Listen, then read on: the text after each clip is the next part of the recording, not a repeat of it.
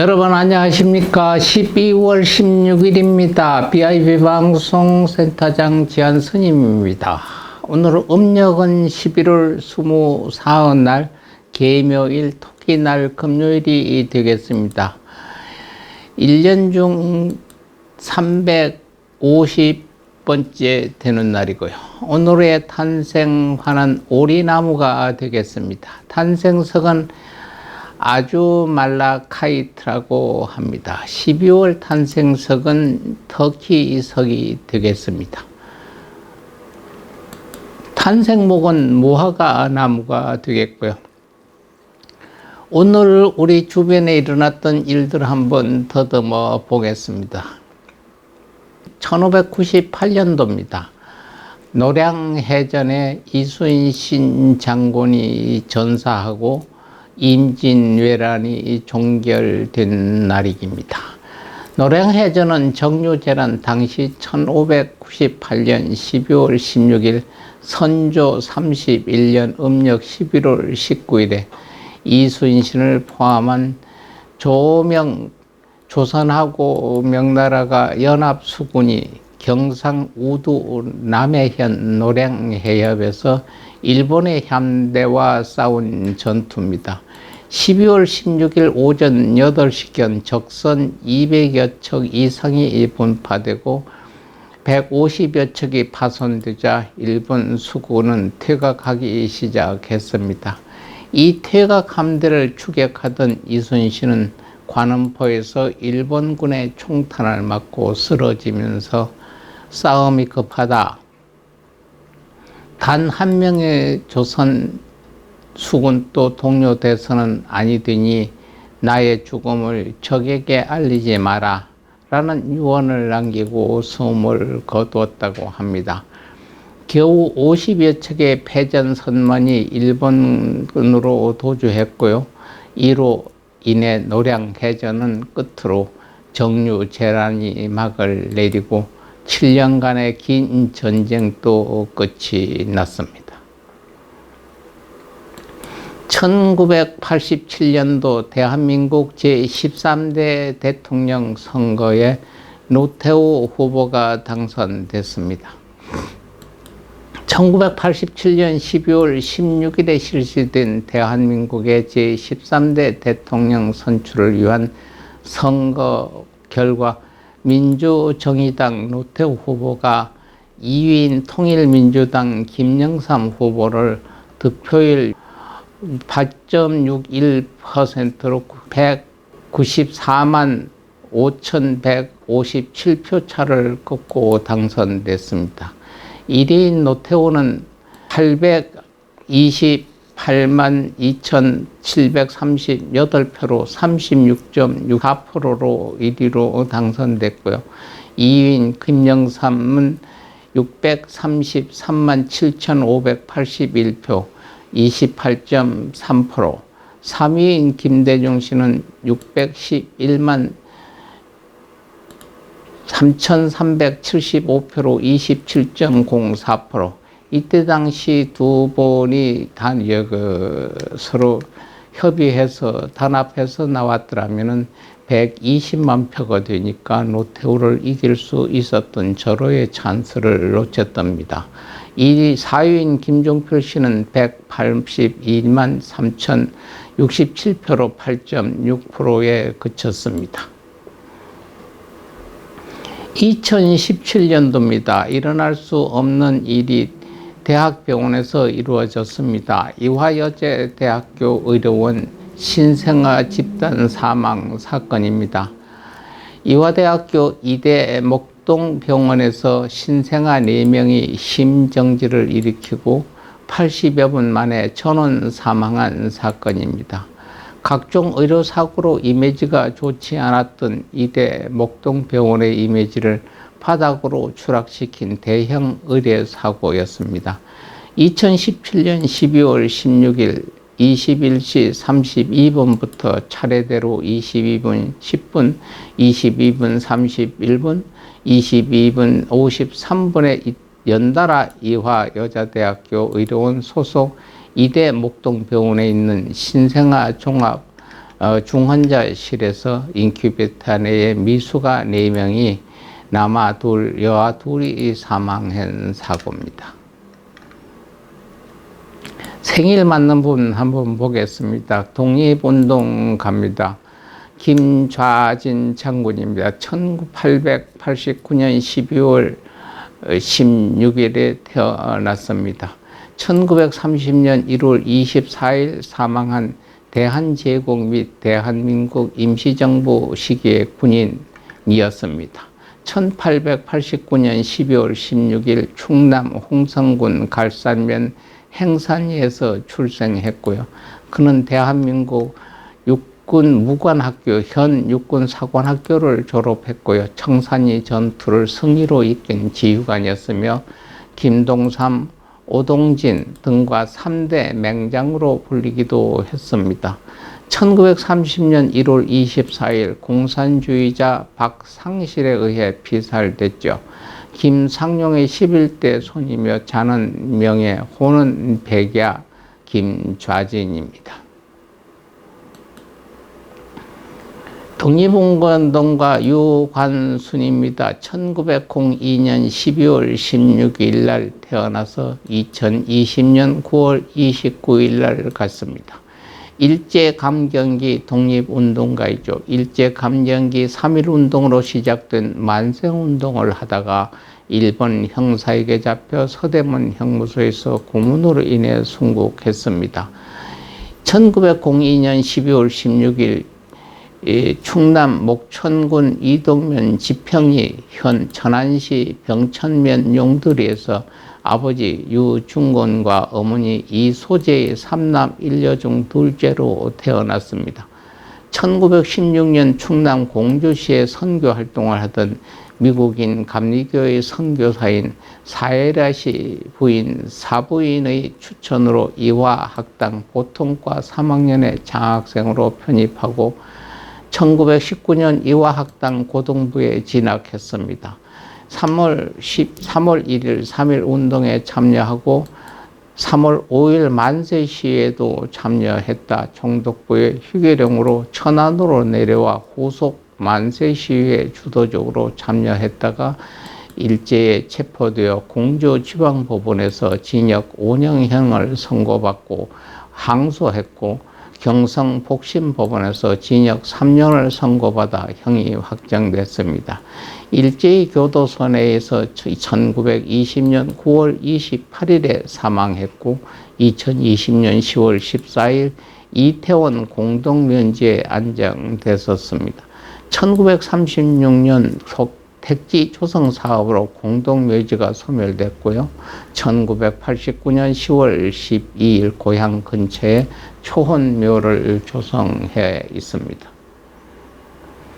배우입니다. 1988년 12월 16일 태어난 박서준 배우입니다. 아버지는 경찰 공무원으로 평범한 집안에서 태어났고요. 2012년 KBS2 드라마 드림 하이2로 본격적인 연기 활동을 시작했고요. 2013년 방영된 SBS 드라마 따뜻한 말 한마디와 마녀들의 예언에서 주연을 꿰차며 연기 활동으로 이어갔습니다. 축구선수 손흥민과도 친분이 아주 가까웠고요.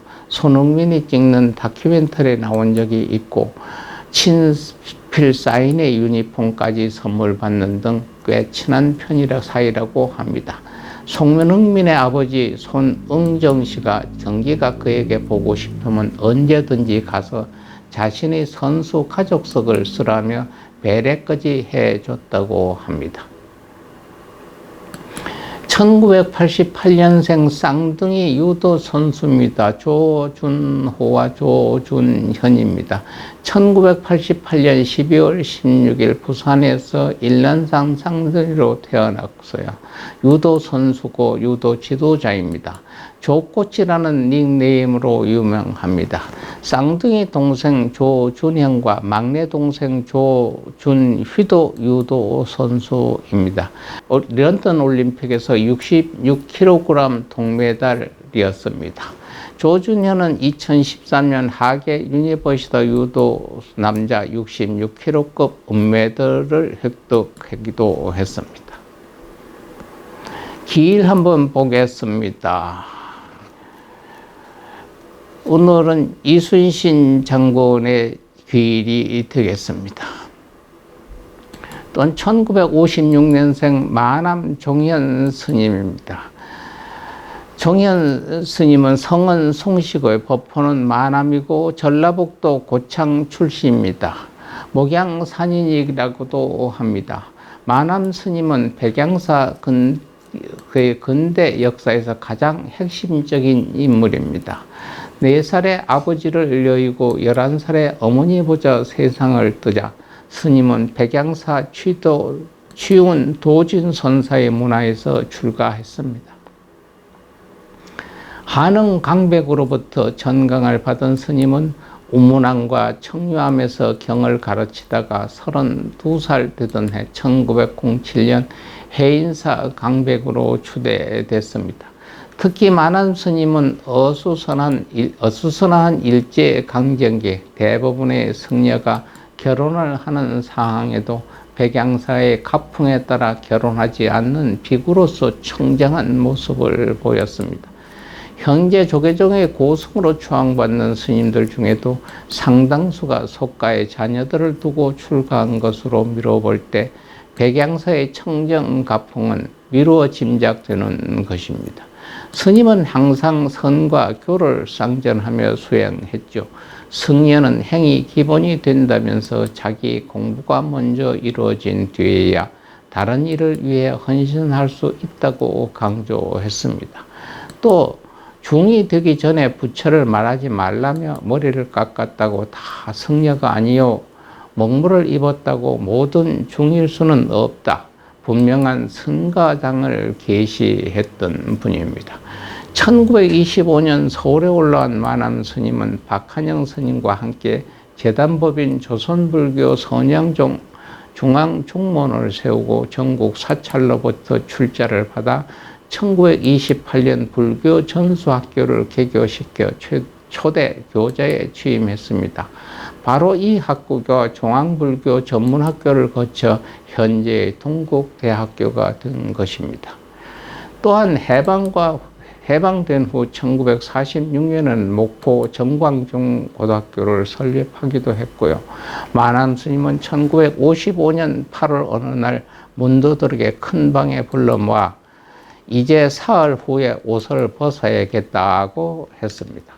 특별한 병세가 없어 정정한 마남 스님이 있기에 대중들은 황망하고 민망해 했다고 합니다.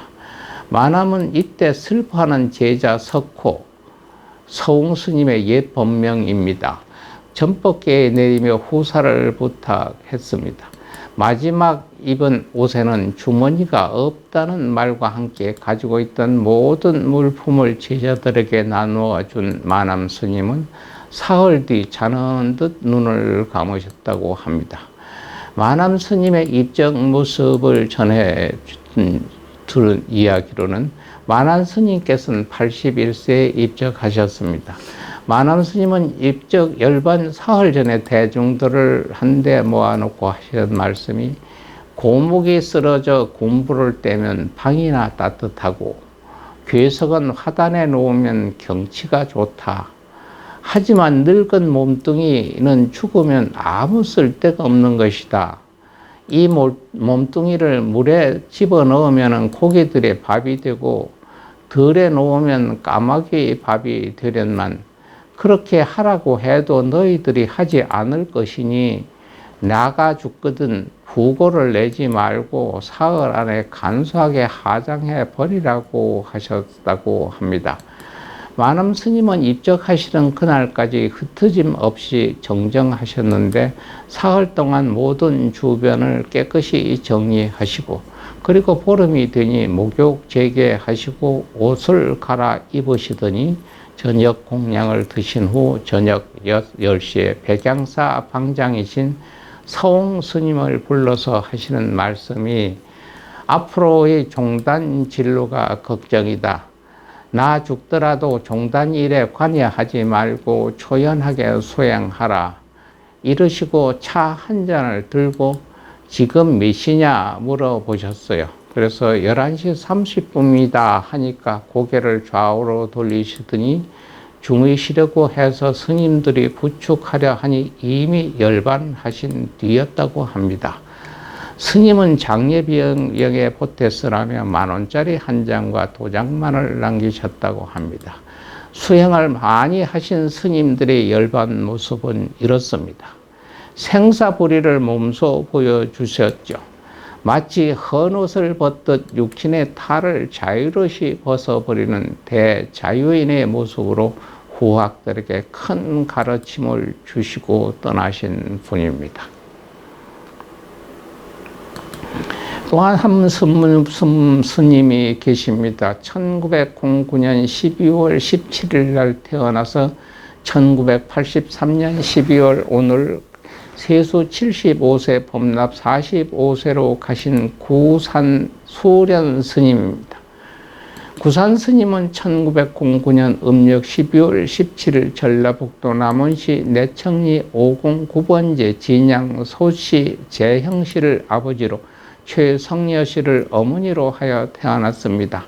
1935년 27세 때 우연히 병을 얻어 신음하던 중 진주에 사는 한 거사를 만나 그에게 본래 청정한 자성자리인데 어디에 병이 붙겠는가라는 말을 듣고 호련히 발심하게 되어 그 길로 지리산 영원사를 찾아가 100일 동안 천수 기도를 하여 성취함으로써 육신의 병도 낫고 불법에 비로소 눈을 뜨게 되었다고 합니다.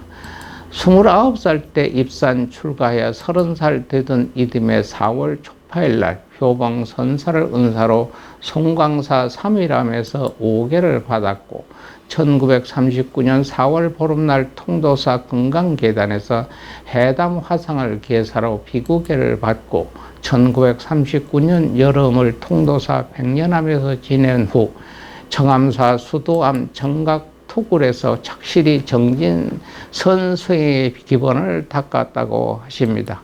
1946년 효병선사를 방장으로 가야 총림이 개설되자 총림에 들어가 도감 소임을 보면서 지내다 그 이듬해인 가야산 중터에 법왕대 토굴을 짓고 안거하던 중 견차가 생겨 큰절 대중의 요청으로 최초의 법상에 올라가 법문을 했다고 합니다. 1950년 6.25 사변으로 가야 총림이 흩어지자 진주 응석사에 가서 분발하여 정진하셨고 이듬해 정월 동래 금정선원에 계신 은사께 개송을 지어 바친 일이 있습니다. 46세 때인 1954년 여름 안거를 마치고 상경하여 교단 정화에 적극 참여했고 500자가 넘는 혈서를 써서 정화의 결의를 다지기도 했습니다. 1955년 초대 전남 종무원장에 취임하고 57년에는 광양 백운산의 상백운암을 중건하고 정진을 계속하셨습니다. 1967년 조계종 중앙종회의원으로 종단의 일에 관여했고 62년에는 대구 동화사 주지에 취임을 했으며 69년 4월에 보름날 송광사 조계 총림의 설립이 되자 초대 방장 화상으로 추대되기도 하셨던 분입니다. 1969년 9월 5일 총림의 후원단체인 불의료가 창립되면서 스님은 총재 겸 총회장에 취임했고요. 스님은 1983년도 가을 미지를 보이시더니 37일 정진 후 세연이 다됨을 유언하시고 1983년 12월 16일 오후 6시 25분 46년 전 바로 스님이 독도수계 하셨던 송강사 3일암에서 많은 제자와 문도들이 지켜보는 가운데 가부자를 하신 채 입적에 드셨습니다. 스님인 세수는 75세 있고 봄납은 47세 있습니다. 문도들이 수습된 사례를 거두어 적광탑과 탑전을 건립을 했습니다. 오늘 또 부처님의 불교의 중요한 말씀 하나 전하겠습니다. 모든 제천 선신을 부를 때 하는 진언입니다. 옴 상아레 마하 삼마염 스바. 외우셔도 좋고 쓰셔도 좋고 녹음해 들으셔도 모든 제천 신선들을 부르는 진언입니다.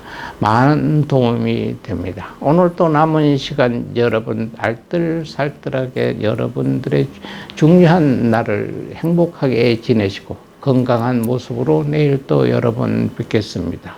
여러분 내일 뵐 때까지 편안한 하루 되십시오. 감사합니다.